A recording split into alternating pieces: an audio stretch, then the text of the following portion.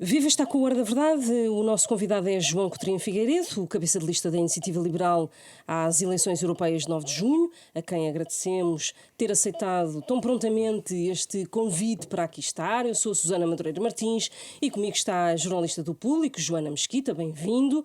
Vai sentir-se sozinho em Bruxelas ou Estrasburgo ou está convicto que a Iniciativa Liberal até pode eleger mais do que um deputado nestas europeias de junho? Olá, muito bom dia, muito obrigado pelo convite. É um gosto estar com a Susana Martins e com a Joana Mesquita. E dizer que, não sei, não consigo saber se vamos conseguir eleger mais do que um. O objetivo, de facto, assumidamente, é eleger um eurodeputado. E se assim for, não me vou sentir sozinho, até porque eu tive essa experiência de estar sozinho no Parlamento Português durante quase 3 anos, a partir da eleição de 2019. E devo dizer que que eu acho que até que é um dos argumentos fortes para votar na Iniciativa Liberal nestas eleições europeias. É que nós temos o hábito de abanar as coisas e de mudar a agenda e de influenciar a agenda, mesmo quando estamos claramente em desproporção de números, e vai-me dar particular gozo fazer a mesma coisa entre 705 eurodeputados. Eu tenho uma experiência internacional interessante, quer profissional, quer académica, e sempre achei graça a esta realidade de um português chegar a um sítio muito internacional, com muitos estrangeiros, e fazer alguma diferença. Eu acho que esse é um dos bons motivos para votar na Iniciativa Liberal. E se não for eleito, encara como uma derrota pessoal ou não? Claro. É uma derrota Até pessoal. porque as eleições europeias, toda a gente o diz, e é verdade, eu considero, sou mais um dos que o diz, são particularmente pessoalizadas, sim. Mas é a Iniciativa Liberal também que estará em causa. Claro. Neste caso, e também A pergunta foi se encararia como uma derrota partido. pessoal, não foi se encararia apenas como uma derrota pessoal. Claro que é uma derrota política de todo o projeto. Que, aliás, não sei se me vão perguntar isso mais à frente, aproveito para dizer já, é um dos grandes motivos pelos quais aceitei este desafio de me candidatar às europeias. É porque sinto uma cota à parte de responsabilidade no sucesso do projeto liberal em Portugal, cuja progressão e evolução depende também daquilo que se conseguir fazer em termos europeus. Portanto, quando é colocada esta questão, estás ou não disponível para fazer este caminho nas eleições europeias, eu não podia dizer que não, porque sinto essa responsabilidade e, portanto, quer pelo projeto, quer para mim pessoalmente, é fundamental conseguir ser eleito. Sim. E o sucesso ou não da campanha europeia para a Iniciativa Liberal pode pôr em causa também a liderança ou dar menos ou mais legitimidade a Rui Rocha? Eu não sou, neste momento, membro de qualquer órgão social da Iniciativa Liberal, do órgão político, órgão de direção da Iniciativa Liberal, portanto não posso falar pelo partido nesse domínio, mas posso dizer em abstrato, qualquer projeto que não tenha os resultados que se propõe ter e que fica aquém daquilo que esperava obter, deve tirar eleições políticas. Se essas vão ao ponto de reformular toda a direção ou não sei. E até que ponto é que podia ir essa ilação? Essa é que tem mesmo de perguntar aos órgãos do partido. Há dias, Sebastião Bugalho, cabeça de lista da AD às europeias, assumiu o compromisso de cumprir um mandato até ao fim. Assumo mesmo. Ponto final. Ponto final.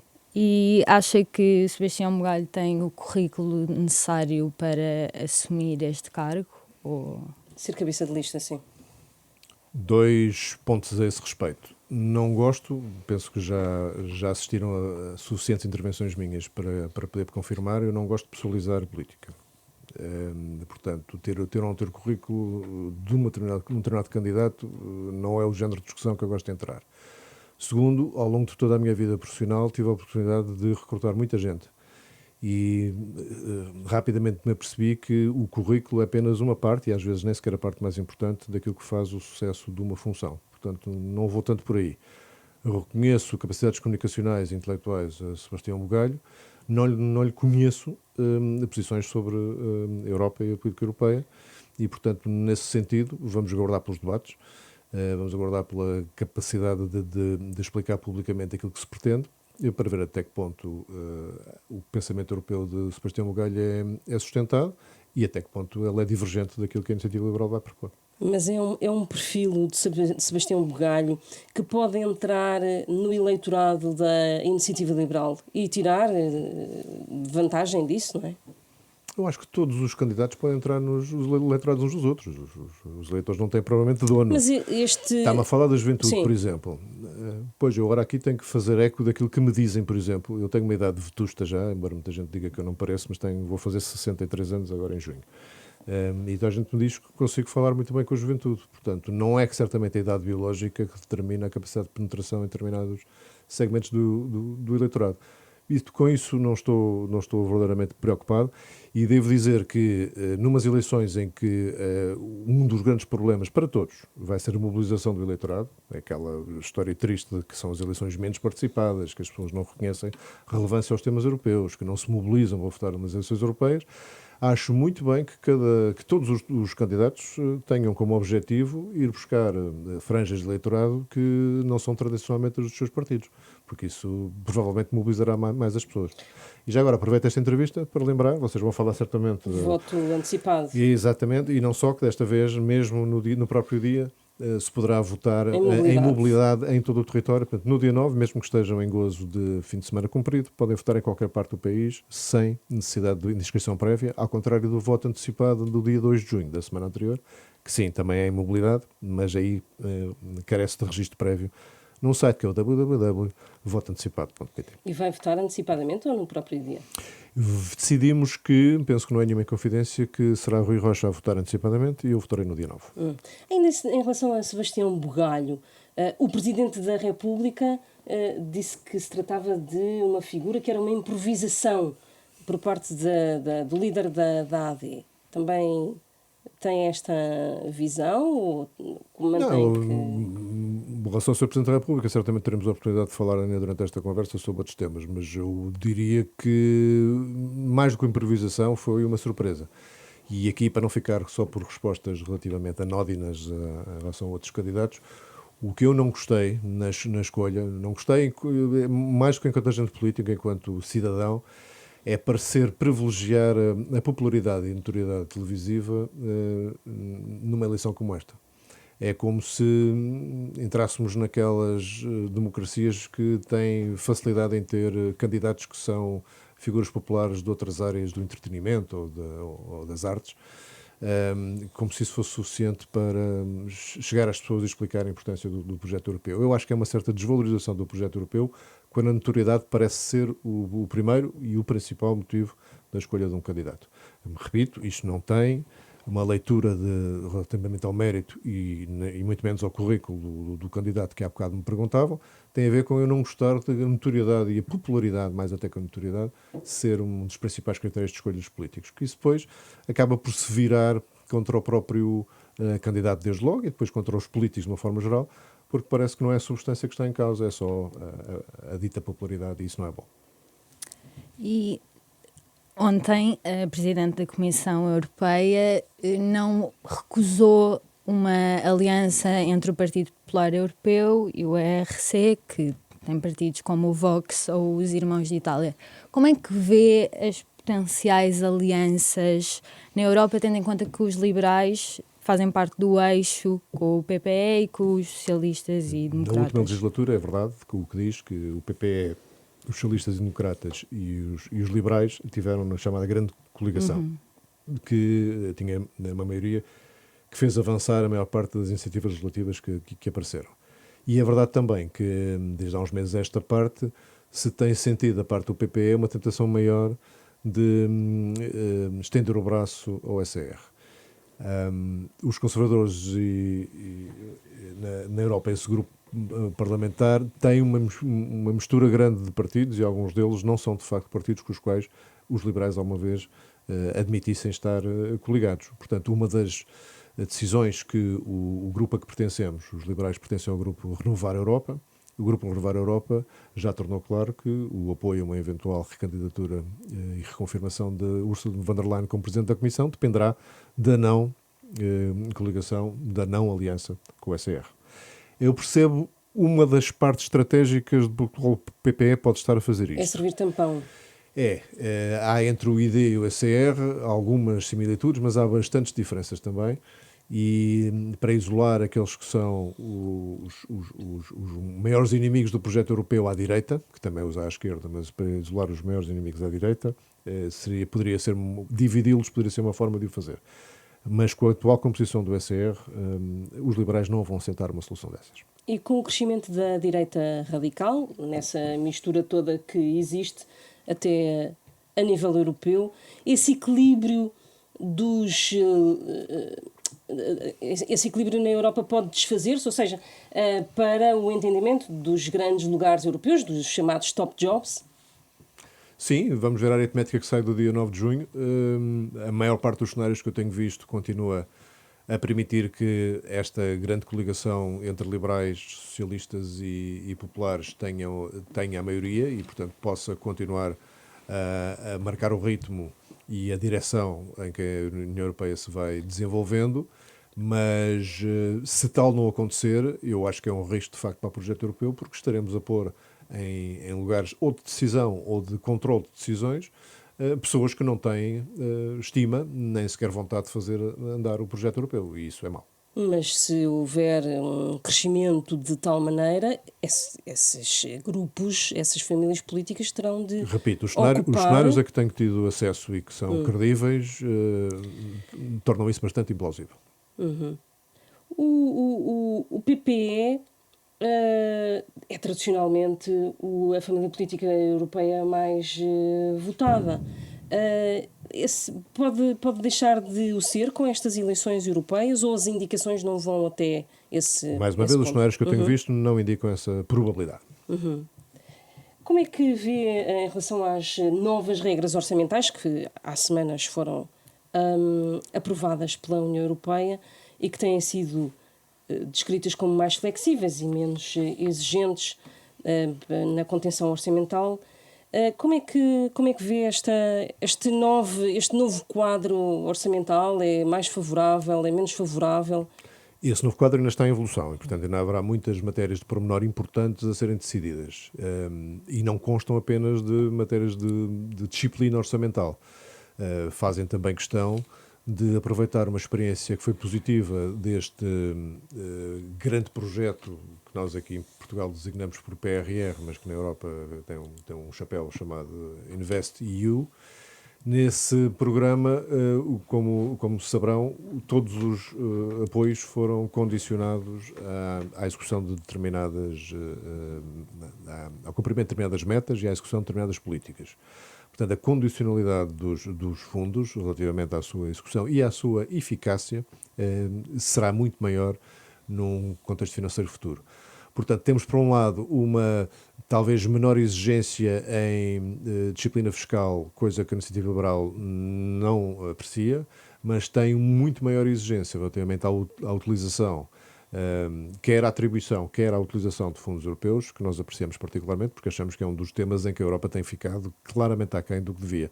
Não há suficiente avaliação da forma como os fundos são aplicados e não há suficiente transparência mesmo nos critérios de atribuição desses mesmos fundos. Portanto, isso será uma matéria que a nós nos agrada ver, que está a ser revisitada para o próximo quadro financeiro plurianual. E são regras que até podem ser revisitadas nos próximos anos, desejavelmente. Sê-lo-ão certamente.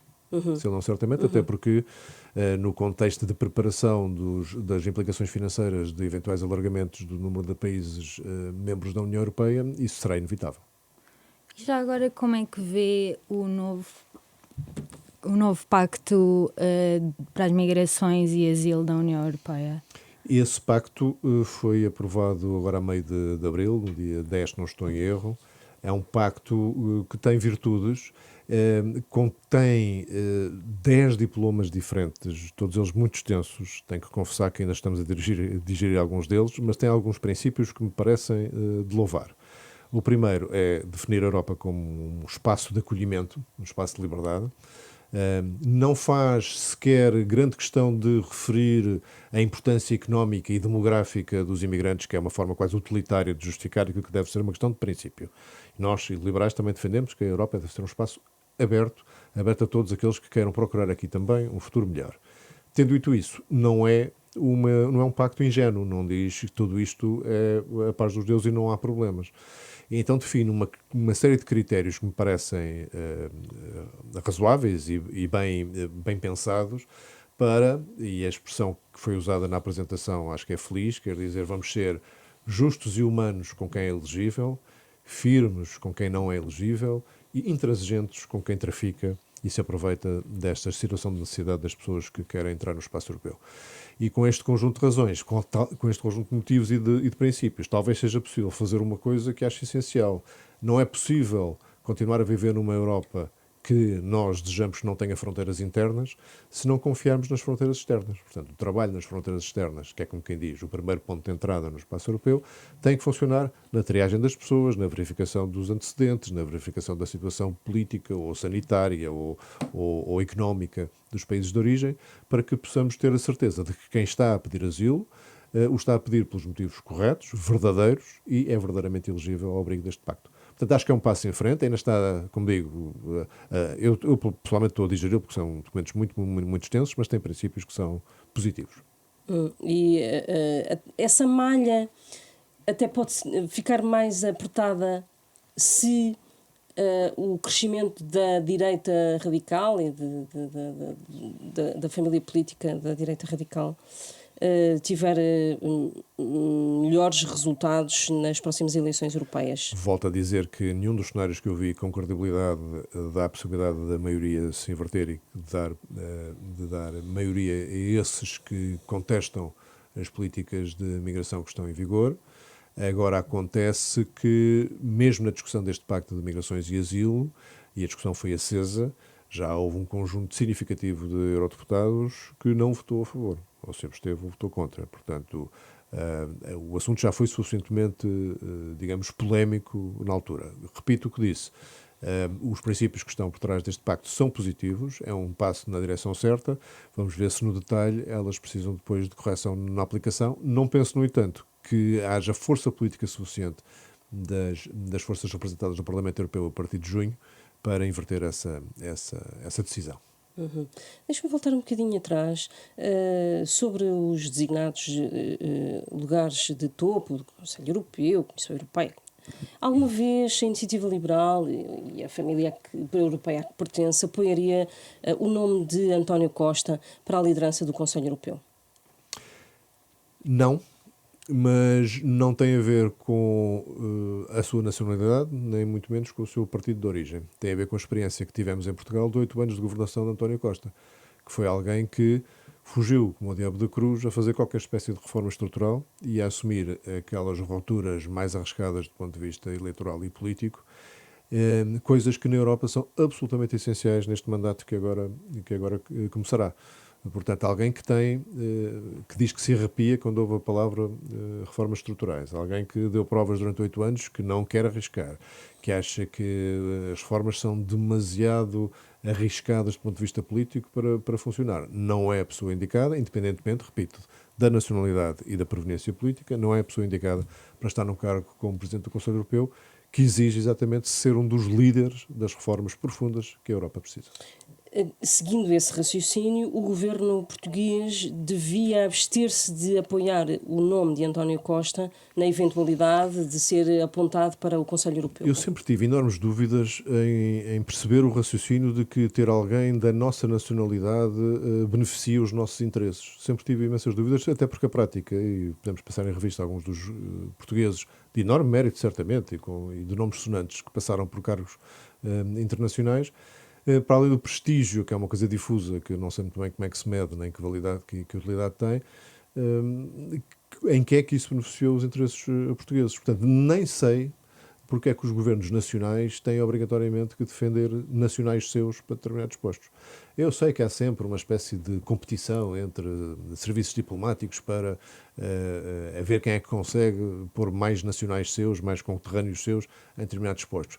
Mas para mim não é essa a essência da política. A essência da política deve ser que se há medidas a ser tomadas, se há reformas a ser feitas, se há interesses a ser defendidos, qual é a pessoa mais capaz de o fazer, independentemente da idade, da nacionalidade, da origem e da afiliação política. Eu sei que isto pode parecer um bocadinho kumbaya, não é? Como se diz, mas é assim mesmo que eu acho que há estrangeiros. Olha, vou citar no contexto da União Europeia um que parece que acho que vai ser unânime. Jacques Delors fez muito mais pelos interesses portugueses do que Durão Barroso. Era um socialista. Aí está. I rest my case. O Grupo Parlamentar Renovar a Europa defendeu a criação de uma Academia Militar Europeia. qual é que é a sua posição e a posição da Iniciativa Liberal relativamente a um exército europeu, por exemplo? Não é a nossa visão do que deve ser uma política de defesa eficaz e coordenada a nível europeu. Nem exércitos europeus, nem academias que possam, de alguma forma, ser embriões do exército europeu. Achamos, sim, que a Europa se deixou dormir na forma, que se deixou acomodar debaixo do chapéu de chuva das capacidades de defesa dos Estados Unidos enquanto aliado na NATO, e que acordou com a invasão da Ucrânia para a triste realidade que não tem suficientes capacidades próprias para se defender, nem defender aqueles que estão nas nossas fronteiras. E como é que isso se resolve? Resolve-se reforçando o pilar europeu da NATO, que é uma estrutura militar antiga, com provas dadas já... Mas que não tem a ver com alargamento, tem a ver com reforço Não, tem da a ver própria com... organização.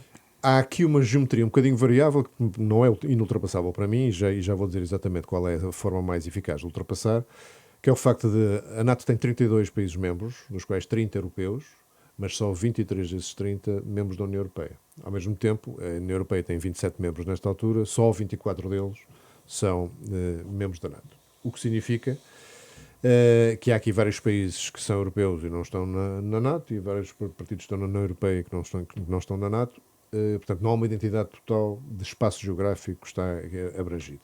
Mas há uma identidade, diria, praticamente total relativamente aos objetivos estratégicos de cada um destes grupos de países.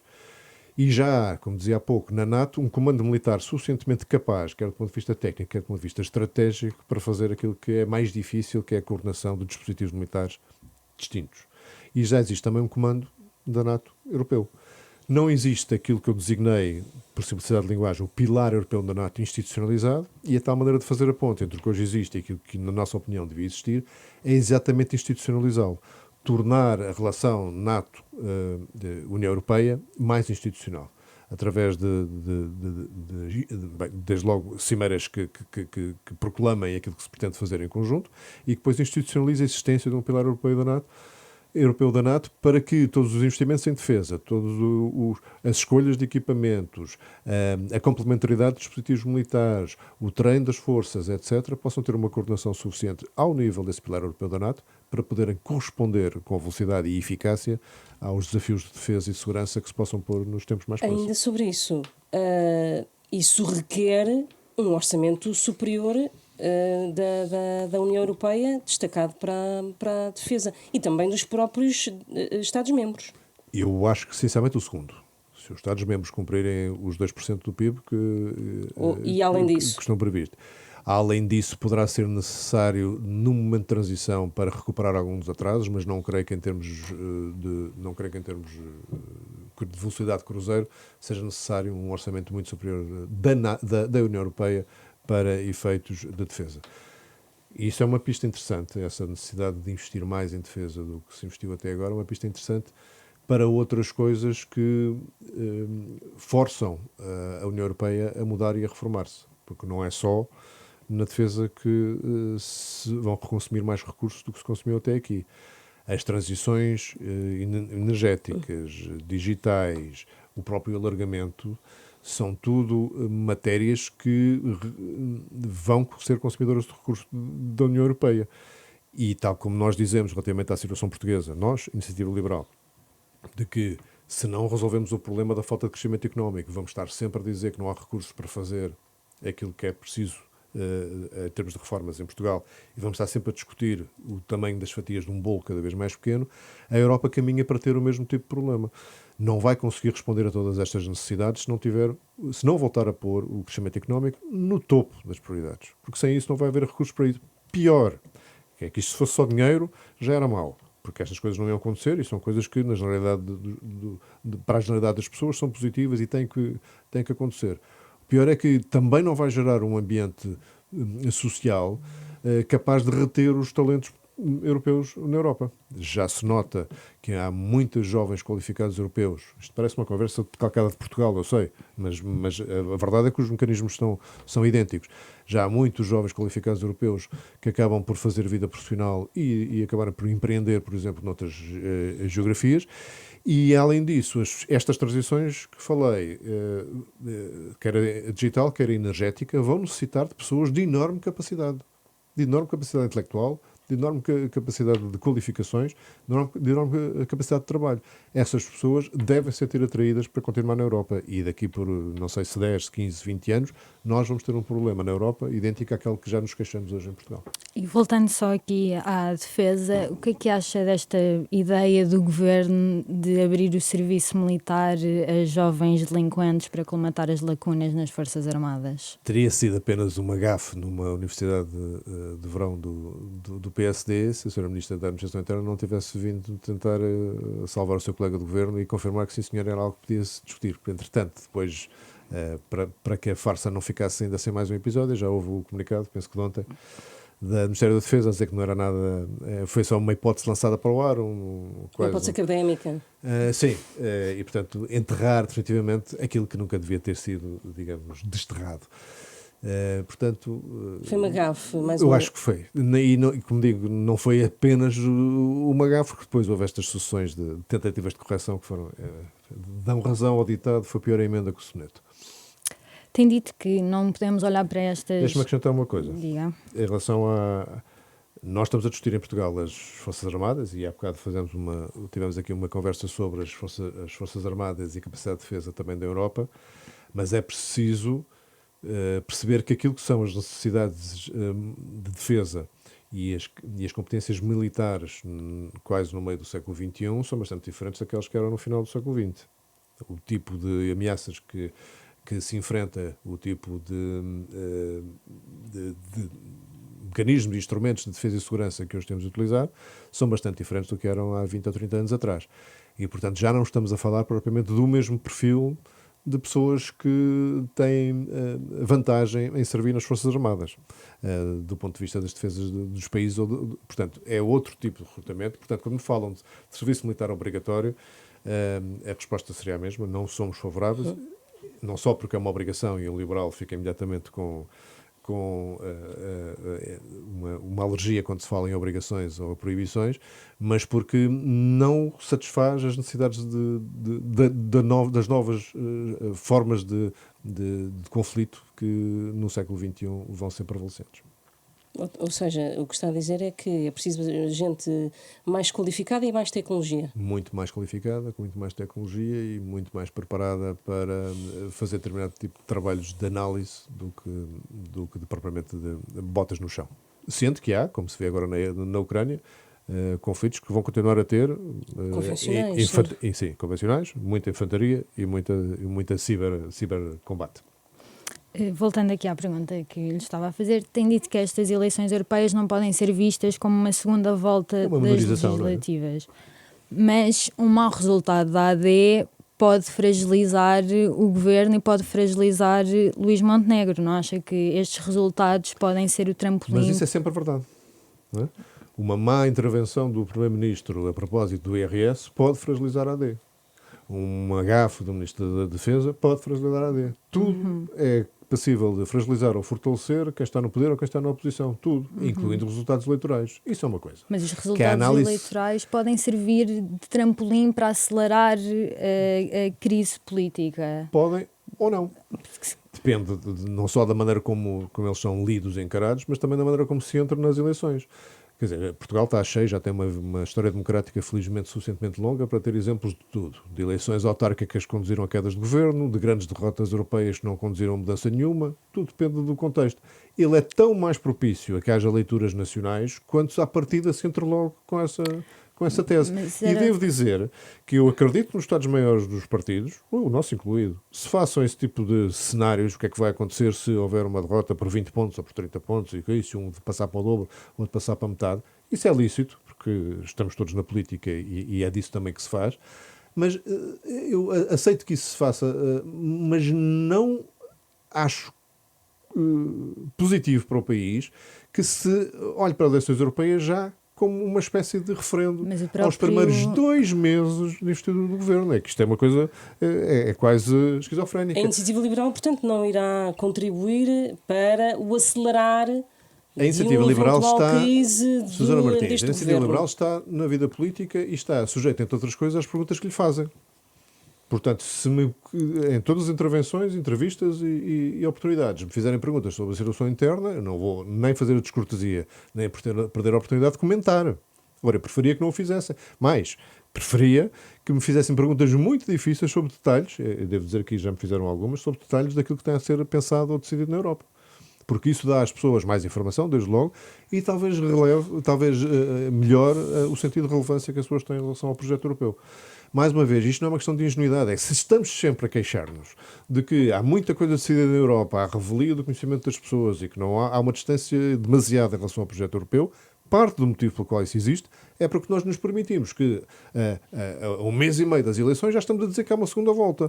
Imaginem que houvesse em Portugal um serviço de sondagens particularmente credível que publicasse sondagens todos os meses e que nós agora decidíamos que atribuímos a importância que estas sondagens são tão boas que é uma espécie de segunda volta e terceira e quinta e 15ª volta. Estamos a falar de sondagens, estamos a falar de resultados.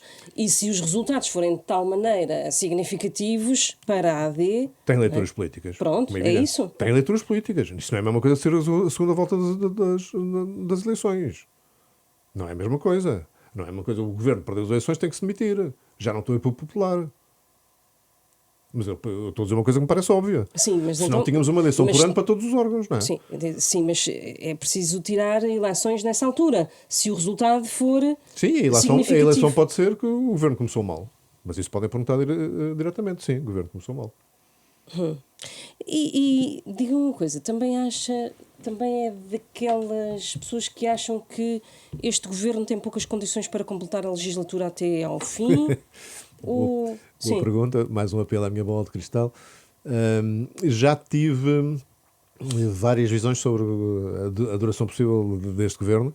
É consoante as gafes que forem sendo cometidas? Eu acho que é consoante o interesse de que outros possam ter de deitar o governo abaixo no orçamento para 2025, portanto, alguns em outubro, ou, se for na especialidade, PS em ou novembro, Chega. que são quem tem feito mais ameaças, digamos assim, de moções de rejeição ou de posições mais de força. Portanto, depende muito disso. Quem achar que tiver mais a ganhar, e lá está, e nesse sentido um muito mau resultado nas europeias pode encher o PS de ânimo, mas eu não creio que o PS precise, porque o PS foi para a manifestação do 25 de Abril a dizer que aquilo era uma evidência que o governo já não tinha maioria. Não é? Portanto, o PS fará da leitura de eleições ou de outros fenómenos sociais o que quiser, não precisa disso. Ele só precisa ter a noção de que está em condições de proporcionar uma solução alternativa. Pergunta-me neste momento, para não fugir à questão, porque eu também não gosto nada, eu gosto muito nas entrevistas de ser tão franco quanto possível, para grande desgosto das minhas assessorias às vezes. Neste momento não creio que estejamos perante um governo particularmente enfermo. Portanto, acha que vai durar mais do que o orçamento? Se calhar eu próprio acharia aqui há uns tempos. Portanto, acha que o orçamento não é o limite? É um momento charneira e neste momento se me pergunta qual é a minha perspectiva, aqui estou a fazer de comentador político, coisa que não gostaria muito, mas enfim, neste momento não vejo confiança suficiente de quem pudesse ser alternativa a este governo para deitar abaixo. A exoneração da provedora da Santa Casa acha que deu início à caça da AD aos nomeados políticos socialistas ou é caso único? A premissa da pergunta é que há nomeados políticos socialistas e, portanto, vamos parar aí um bocadinho porque a máquina do PS tentou fazer do caso de Fernando Araújo na direção executiva do SNS e no caso de Ana Jorge na Santa Casa da Misericórdia é a mesma coisa e o início da Caça às Bruxas, e já disse, e já avisou, a seguir vem a AIMA e a seguir vem o Instituto de Gestão Financeira da Segurança Social. Há centenas de cargos destes. E, portanto, o que nós estamos agora a confirmar é que eles estavam absolutamente dominados pelo Partido Socialista, coisa que nós durante anos tivemos a tentar chamar a atenção. E repare, mais uma vez, o princípio é o mesmo quando há bocado me perguntavam sobre as figuras que podem ocupar a presidência do Conselho Europeu. Não tem a ver com o partido, tem a ver com a competência das pessoas. Ser de um partido não indica incompetência e certamente não indica incompetência. Nos cargos de confiança política, percebe-se que possa ter que haver proximidade. Não é disso que estamos a falar nestes casos. São posições, são postos, funções, essencialmente de execução técnica. E, portanto, não se percebe que todos estes lugares estivessem pejados de militantes socialistas, no caso da Ana Jorge, inclusivamente ministra de vários governos de José Sócrates. E se as substituições levarem os substitutos forem, ou as substitutas forem, tiveram ligações políticas aos partidos da AD? Confirmar-se outra coisa que a Iniciativa Liberal também está farta de dizer, é que a partidarização do aparelho de Estado, seja pelo PS, seja pelo PSD, tem causado enormes danos ao país. Portanto, o que é que nós gostaríamos de ver? Que o processo de substituição destes responsáveis fosse enormemente transparente e fosse desejavelmente precedido de processos competitivos. Concursos. CRESAP? Não necessariamente a CRESAP, processos que pudessem ser competitivos. Nós temos uma proposta no nosso programa eleitoral, eu quero aqui um ligeiro parênteses porque acho que tem a ver, que os reguladores, posições que ainda não falámos, mas podem mais à frente vir a acabar mandatos e ter que ser substituídos, tivessem inclusive ter que ser escolhidos por concurso público internacional, para permitir que o nível de competência que se obtém nessas funções-chave na economia seja o mais alto possível.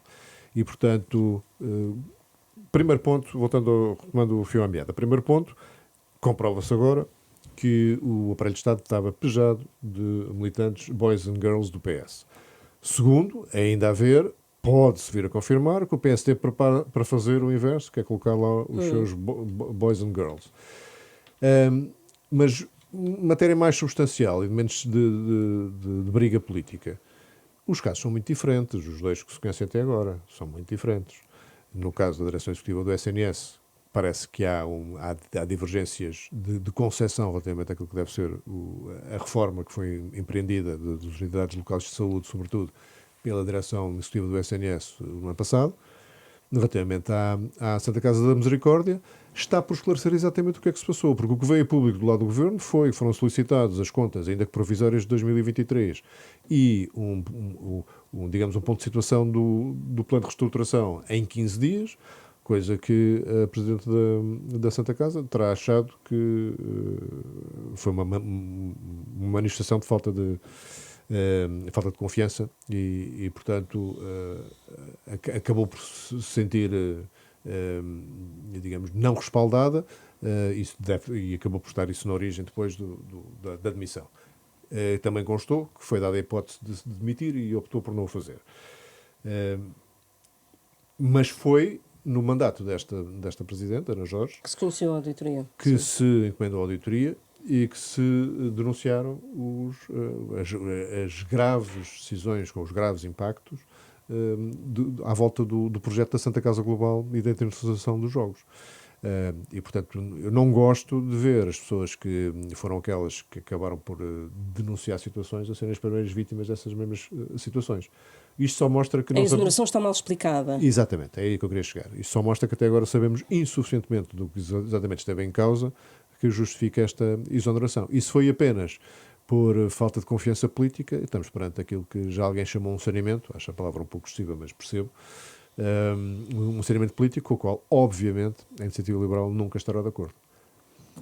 Portanto, isto aqui só para dizer, atenção ao que já está a passar, porque isso revela o passado que tivemos de domínio do Partido Socialista do aparelho de Estado, não pode ser substituído por um domínio de cor diferente, e a única maneira de evitar que isso aconteça é que os processos sejam bastante transparentes, quer relativamente aos motivos eventuais finais de mandato, quer aos novos titulares desses cargos. E sobre uma eventual audição à Procuradora-Geral da República, qual é que é a sua opinião? Acha que se justifica? Dois planos. Eu sou daqueles portugueses, e tenho sido bastante claro em relação a isso quando o assunto aparece, sou daqueles portugueses que gostaria de ter uma muito maior visibilidade sobre o funcionamento da justiça. Sou, por exemplo, daqueles portugueses que acha que quando nós temos notícia, e vocês dão notícias de alguns acórdãos perfeitamente inaceitáveis, pelo seu teor, ou pela sua fundamentação, ou até pelo seu calendário, que determinados juízes, por exemplo, fazem, nós pudéssemos saber, junto ao Conselho Superior de Magistratura, exatamente que consequências teve a apreciação da conduta daquele juiz. É a mesma coisa para procuradores do Ministério Público. Quando há processos, inquéritos que são manifestamente mal feitos, insuficientemente fundamentados, com a obtenção com meios de prova duvidosos, com conclusões precipitadas, o que é que acontece? Há aqueles procuradores que a progressão ou falta dela que têm na carreira, portanto, devia ser possível, junto dos Conselhos Superiores, quer da Magistratura, quer do Ministério Público, pedir esses esclarecimentos. Mas isso não é uma ingerência num Não. órgão de soberania? Pelo contrário. Por parte de outro órgão de soberania. Então, obriga-me ainda 2 passos atrás. Princípio da separação de poderes. Façam justiça, está a falar com um liberal, que foram os liberais que trouxeram a noção de separação de poderes como central ao Estado de Direito. Não é? Nunca deixarei de o defender. Separação de poderes significa autonomia e na execução alguma independência de cada um desses poderes. Não significa falta de escrutínio. E eu pergunto aqui a todos os que estejam a ouvir e pergunto a quem está comigo, a quem está à minha frente, qual é a forma de escrutinar o funcionamento quer do Ministério Público, quer da Magistratura Judicial? Qual é? Que possibilidade é que vocês têm, enquanto órgãos de comunicação social, que possibilidade é que eu tinha na altura em que era deputado, ou tenho enquanto agente político, para escrutinar a ação concreta dos titulares, quer de cargos na magistratura, quer de cargos no Ministério Público? Pouca ou nenhuma. Mas, quando se tenta, a reação é um bocadinho essa. Estão a interferir, estão a condicionar politicamente. Peço desculpa. Fazer perguntas, tentar saber o que se passa num dos poderes mais importantes e daqueles que os portugueses têm pior opinião em termos do seu funcionamento prático, não é ingerência. É fazer exatamente aquilo para que fomos eleitos. Mas aqui há um pedido de explicações.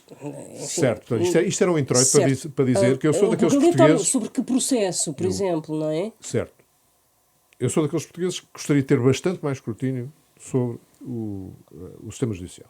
Mas a Procuradora tem que responder no Parlamento sobre um processo... Não. Em específico. Uma coisa, por isso é que eu estava... Desculpem, isto faria mais sentido se tivesse sido mais rápido. Sou dos portugueses que acham que deve haver mais escrutínio, mas não acho mal que o Poder Judicial responda na sede do Poder Legislativo. Então devia responder aonde? Devia responder exatamente como mecanismo. Por isso é que eu passei demasiado tempo, se calhar, pelos vistos, mas ainda não o suficiente, porque isso não ficou claro. Devia haver uma maneira de poder pedir explicações ao Conselho Superior. Mas não por parte do Parlamento? Não por parte do Parlamento. Uhum. Portanto, seja por relatórios regulares, seja por informações que possam ser solicitadas por quem de direito, etc., que o escrutínio existisse. Porque é uma caixa negra. Nós não sabemos se a qualidade, a falta dela, de magistrados ou de procuradores, está a ter as consequências devidas e merecidas relativamente à sua progressão profissional e à sua progressão de responsabilidades. Isto é grave. Nós não sabemos o que é que se passa dentro do funcionamento do sistema de justiça e não há ninguém que tenha, aparentemente, o direito de perguntar. É um desequilíbrio, é o único poder em relação ao qual isso acontece. O Governo responde na Assembleia da República e o Parlamento está permanentemente a ser escrutinado, não é? Não acontece o mesmo na Justiça e eu acho que isso não pode ser. E isto é uma maneira de defender a separação de poderes. Fica isto claro. A maneira de defender a separação de poderes é não deixar que nenhum deles se torne, digamos... Autocrático. Entre em autogestão e isso é uma forma de autocracia. E voltando aqui ao Presidente da República, já passámos por ele há bocadinho, já percebeu o que é que se passa com a insistência sobre a necessidade de reparação histórica às antigas colónias? Não percebi, acho que ninguém percebeu, até porque cada vez que o Sr. Presidente da República falou do assunto, e já foram talvez 3 vezes, diz coisas diferentes. Registro que decidiu fazê-lo e colocá-lo na agenda, sem que isso aparentemente esteja nas preocupações ou nas prioridades de mais ninguém, inclusive dos presidentes de vários países de língua oficial portuguesa que estiveram em Lisboa do 25 de Abril e que em sessão no Centro Cultural de Belém tiveram a ocasião de discursar, nenhum deles mencionou essa matéria que já tinha talvez 36 horas ou 48 horas de conhecimento público. Portanto, não há aqui uma pressão, não houve aqui também uma pressão por parte dos PALOP e do Brasil. Certo, e quando confrontado com porque é que resolveu colocar esse tema na agenda, o Sr. Presidente da República, como disse, cada vez que fala de umas versões ligeiramente diferentes, sendo que a última parece ser de que não me referia a organizações financeiras, referia-me ao tipo de de proximidade que já tem havido entre Portugal e os países que fizeram parte do Império Português no passado.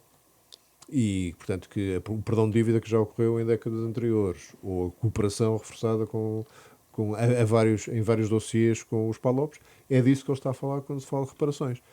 Ora, isto, obviamente, não é o que ninguém ouve quando alguém diz a palavra reparações, não é? Portanto, acho que o Sr. Presidente da República é um daqueles casos em que mais teria feito melhor em ficar em silêncio e até hoje não percebi muito bem como é que um jantar de correspondentes da imprensa estrangeira consegue produzir tantos factos políticos com alguma gravidade e com alguma seriedade.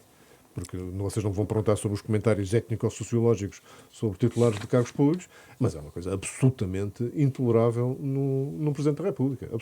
Seja sozinho ao espelho, seja em jantares privados, e este nem sequer era privado, seja em qualquer circunstância. Não é aceitável.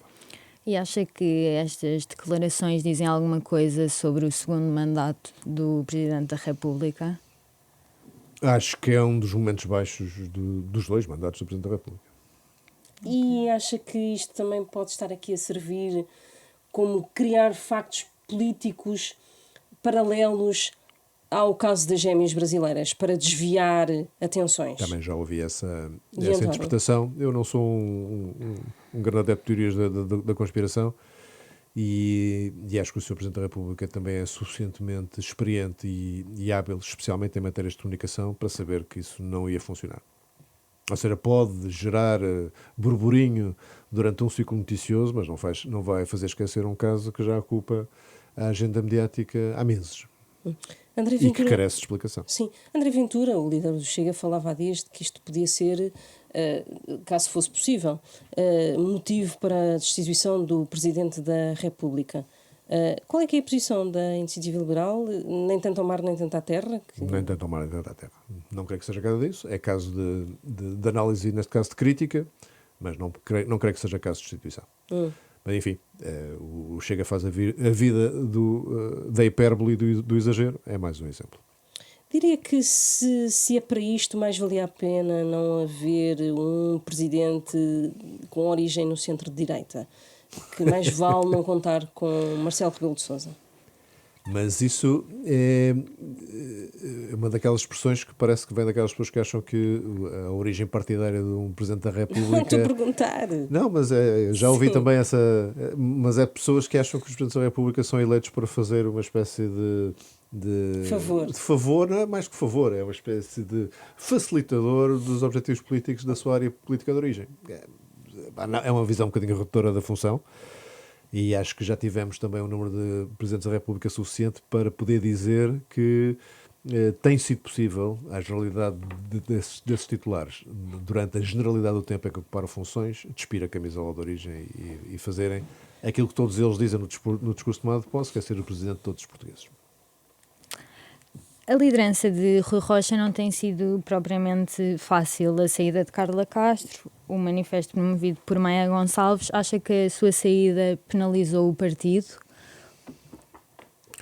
Eu já falei das questões internas do partido agora recentemente em várias entrevistas e não queria gastar muito tempo com isso porque acho mesmo que é uma maneira de desviar atenções do tema europeu e quero estar muito concentrado nisso. Mas permite-me discordar da análise que faz de que a liderança do Rui Rocha não tem, enfim, diz que não teve vida fácil. Isso em parte é verdade, mas acho que nenhum líder partidário tem provavelmente vida fácil. Todos eles têm questões internas com as quais têm que se confrontar, todos têm pessoas que gostam mais e menos da forma como dirigem os respectivos partidos. E eu tenho enorme orgulho no trabalho que o Rui Rocha tem desenvolvido, exatamente porque as condições foram longe de ser as ideais. E a forma como ele tem conseguido afirmar-se na cena política portuguesa. E hoje lhe reconhecem qualidades que demoraram demasiado tempo a reconhecer, em minha opinião. É exatamente testemunho de que as renovações dos partidos têm que acontecer.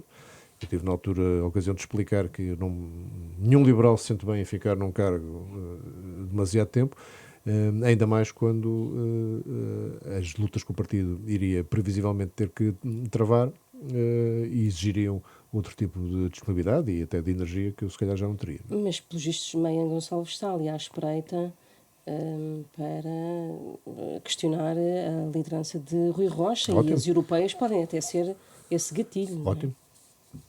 Ótimo, é livre. O que mais faltava no Partido Liberal não haver pessoas com ideias diferentes e com vontade de propor soluções diferentes. Está assim terminada este Hora da Verdade. O nosso convidado foi João Coutrinho Figueiredo, é o cabeça de lista da Iniciativa Liberal às eleições europeias marcadas para 9 de junho, que ninguém esqueça. Tivemos o apoio na gravação de som de Fernando Alexandre e na gravação vídeo a ajuda também de Marta Pedreira Michão. Regressamos na próxima semana.